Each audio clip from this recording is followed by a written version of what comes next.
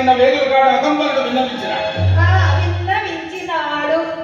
ఏ కారణం తెలిపనా?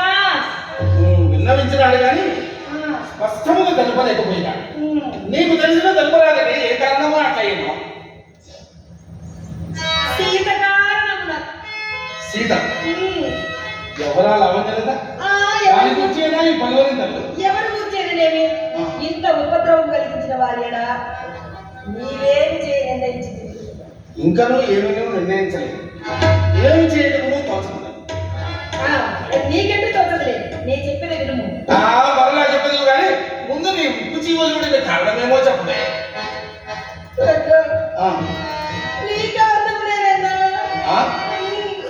నీకు రాసి సుందరాన్ని భార్య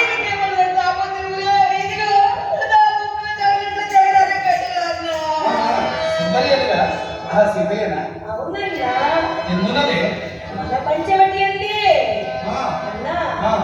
అబ్బా దాని లావణ్యము నేను ఏమని వర్ణించాను?